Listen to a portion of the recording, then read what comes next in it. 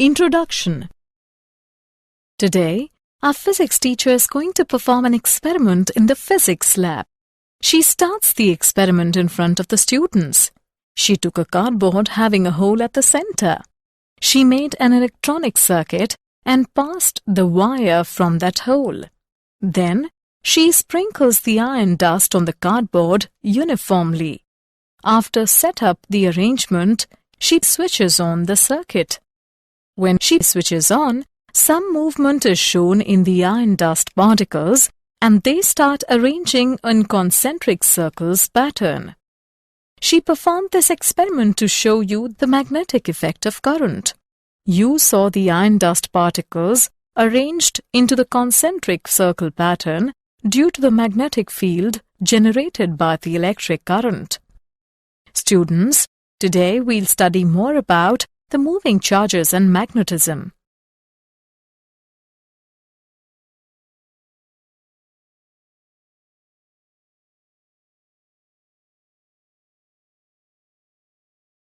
Objectives. At the end of this lesson, you will be able to explain Oersted's experiment, define Lorentz force, define Fleming's left hand and Maxwell's corkscrew rule, calculate magnetic force on a current-carrying conductor, explain motion in combined electric and magnetic fields, describe cyclotron, define Biot-Savart law, calculate magnetic field on the axis of a circular current loop.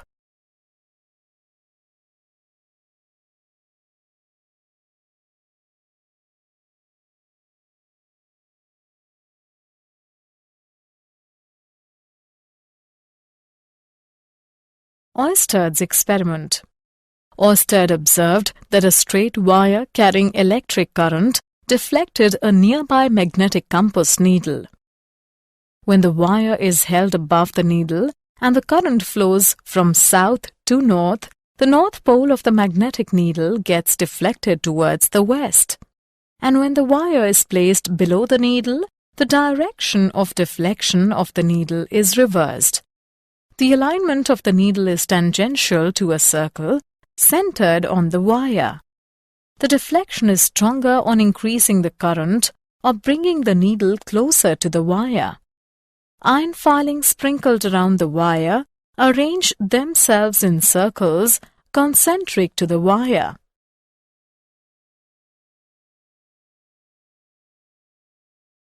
Aurora borealis. It is a natural phenomenon displayed as magnificent colors in the sky in the latitudes near the poles. Electrons and protons mostly emitted by the sun during a solar flare are trapped in helical paths along the Earth's magnetic field. These particles become crowded near the polar regions where the Earth's magnetic field lines are closer. They occasionally collide with atoms and molecules in the upper atmosphere, causing them to emit light. In the north, this phenomenon is called the aurora borealis, and in the south, it is called the aurora australis.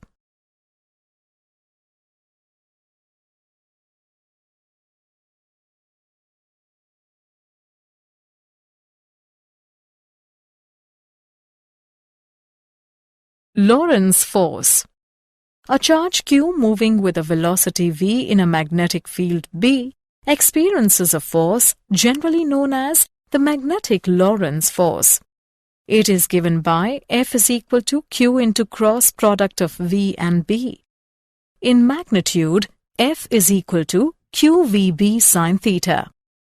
The magnetic force on a charged particle moving in a magnetic field has its maximum value when the particle moves perpendicular to the magnetic field.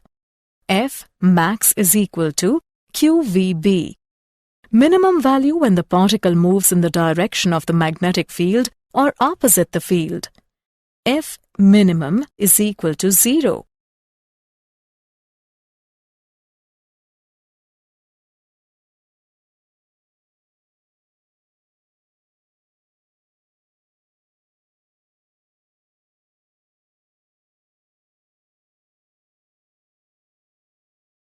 Fleming's left-hand rule. If the forefinger, central finger and thumb of left hand are stretched mutually perpendicular to each other, such that the forefinger may point field and central finger may point current, the thumb will show the direction of force. This rule is used for a current-carrying wire in a magnetic field, such as a wire on the armature of a motor.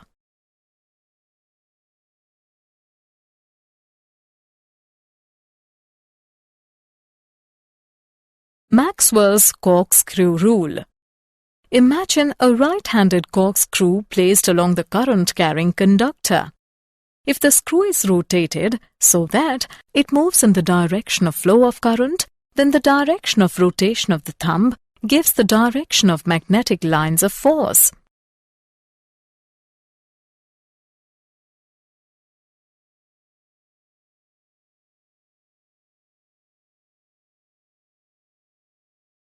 Magnetic force on a current-carrying conductor.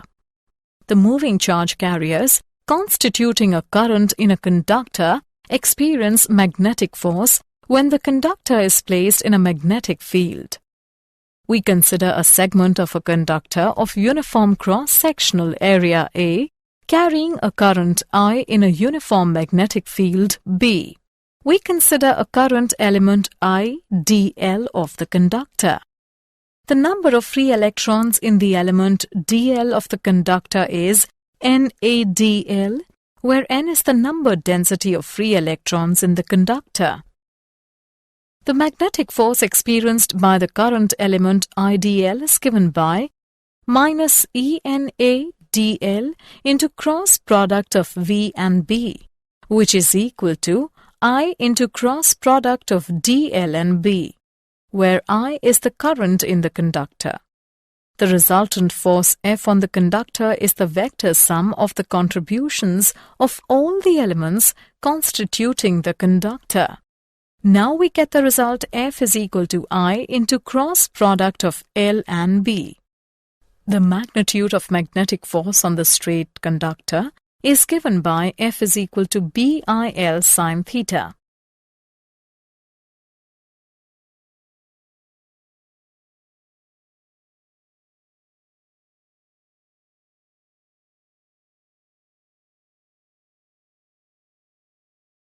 Example. Let's take an example of magnetic force on a current-carrying conductor. A horizontal wire 0.1 meters long carries a current of 6 ampere. What magnitude and direction of magnetic field can support the weight of this wire, where mass is 3 into 10 raised to the power minus 3 kilogram? Let's see the solution. Here, the given values are L is equal to 0.1 meters, I is equal to 6 amperes, M is equal to 3 into 10 raised to the power minus 3 kilogram. Force due to magnetic field on current-carrying wire when the field is normal to the straight conductor is equal to BIL. Weight of wire is given by mg. On comparing these two equations, we get BIL is equal to mg, which can be written as B is equal to mg divided by IL. By putting the values and calculating, we get the value of B is equal to 0.49 Tesla. Hence, magnetic field of 0.49 Tesla can support the weight of the wire. Circular motion in a magnetic field. We consider a charge Q traveling in a uniform magnetic field B with a velocity v perpendicular to B. As the magnetic force always acts perpendicular to v, the velocity of the charge changes only in direction, but the speed v remains constant inside the field. The force having a constant magnitude and its direction is always at right angles to v gives rise to a uniform circular motion of the charge.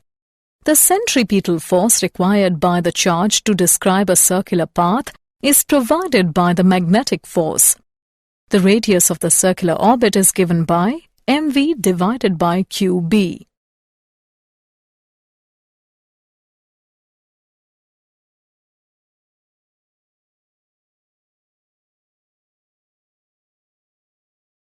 helical motion in a magnetic field.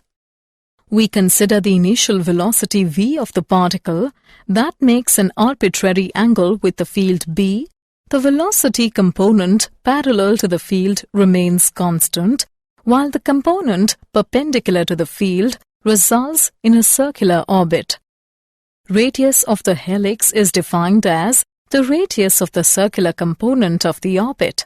Radius of helix is given by perpendicular component of velocity divided by frequency, which is equal to m into perpendicular component of velocity divided by qb. Motion in combined electric and magnetic fields. Velocity selector. If a charge with velocity enters a region where both electric field and magnetic field exist in such a way that the electric force and magnetic force are equal and opposite, then the charge will move undeflected in the fields. This can happen with velocity, electric field and magnetic field are mutually perpendicular to one another. Cyclotron. The cyclotron is a machine used for accelerating charged particles such as protons or ions to higher energies. Principle and working of cyclotron. Cyclotron works on the principle that a magnetic field can restrict a charged particle to move in a circular path with a frequency which is independent of its speed, whereas an electric field can accelerate it. The cyclotron consists of an evacuated chamber in which there are two Ds insulated from each other. The Ds are open along their straight edges. The chamber is placed between the poles of a very strong electromagnet. An electric oscillator establishes a high-frequency alternating voltage across the gap between the Ds. The source produces the ions to be accelerated. Suppose an ion with a positive charge Q and mass m is at the center of gap when D1 is at negative potential with respect to D2. The ion is accelerated across the gap by the electric field between the Ds towards D1. Inside a D, the magnetic field causes the ion to bend its path into a semicircle of radius r inside a D. Here, charge follow the given relation. QVB is equal to mv squared divided by r. The cyclotron frequency at which the ions circulate in the field is given by QB divided by 2 pi m. And time taken by the ion to complete a semicircle in a D is given by pi m divided by QB. At resonance condition, the ion arrives between the Ds exactly in time to be repeatedly accelerated and gains energy. This energy gain does not affect the resonance condition except increasing the orbit size. The ion describes a spiral path, gaining energy each time it passes the gap, but remaining in phase with the alternating voltage. The ion acquires the required energy to have a radius approximately that of the Ds. It is then deflected by a negatively charged plate and leaves the system. The maximum energy attained by the ion is given by product of B square, R square and Q square divided by 2m.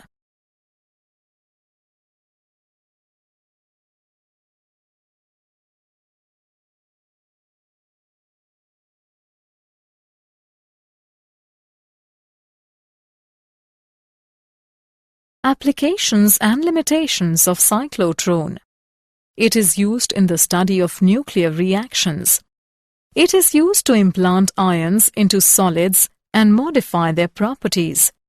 It is used to produce radioactive substances which can be used in diagnosis and treatment of ailments. At high speeds, the cyclotron frequency decreases due to realistic mass increase, causing the particles to get out of resonance with the electric oscillator. It can be used for accelerating electrically neutral particles such as neutrons. Biot-Savart law.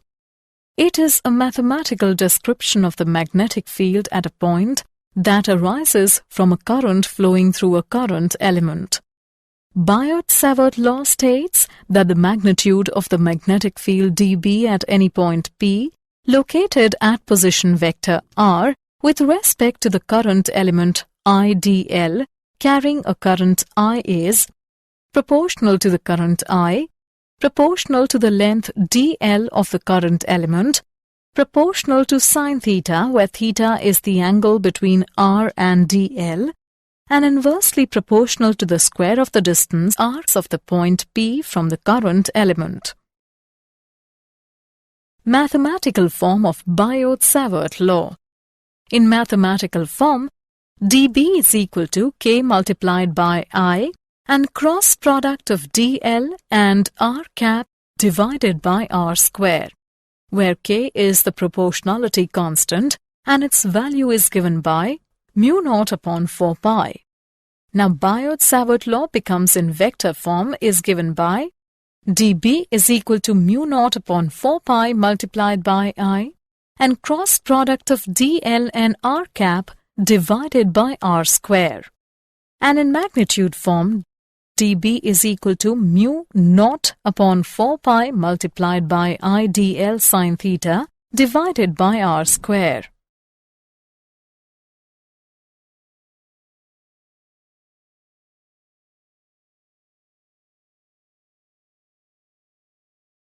Magnetic field on the axis of a circular current loop. Consider a circular loop of radius r through which current I is flowing. We have to calculate the magnetic field at a point P due to this current loop. The point P lies on the axis of the circular current loop. We consider an infinitesimally small element AB of length dl. According to Biot-Savart law, the magnetic field at P is given by mu naught upon 4 pi multiplied by I dl sine theta divided by a square. Here, theta is equal to 90 degrees and sine theta is equal to 1. Therefore, the magnetic field at P is given by mu naught upon 4 pi multiplied by I dl divided by a square. The magnetic fields at P due to different elements will be in different directions. All the components parallel to CP get added up while those perpendicular to CP cancel out. Now the total magnetic field at P due to the whole of the current loop is given by closed integral of dB sine beta. By putting the values in this equation, we get a total magnetic field at P is equal to mu naught I upon 4 pi a square multiplied by sine beta and 2 pi r. But sine beta is equal to r upon a. Therefore, total magnetic field at P is equal to mu naught I r square divided by 2a cube. We can also write this equation as mu naught IR square divided by 2 R square plus X square within parentheses raised to the power 3 by 2. This magnetic field acts along the axis of the circular coil. Did you know? The cyclotrons and their beam lines consume about 1.5 megawatts of power.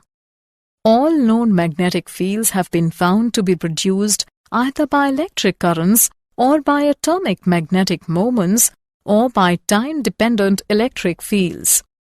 The low-resistance shunt serves the dual purpose of increasing the range of the meter and reducing its net resistance very substantially.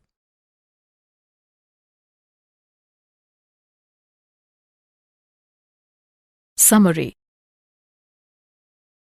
Let us summarize what we have learned. Oersted observed that a straight wire carrying electric current deflected a nearby magnetic compass needle. The magnetic force on a charged particle moving in a magnetic field has its maximum value when the particle moves perpendicular to the magnetic field. Fleming's left-hand rule is used for a current-carrying wire in a magnetic field, such as a wire on the armature of a motor. Maxwell's corkscrew rule states if a screw is rotated so that it moves in the direction of flow of current, then the direction of rotation of the thumb gives the direction of magnetic lines of force.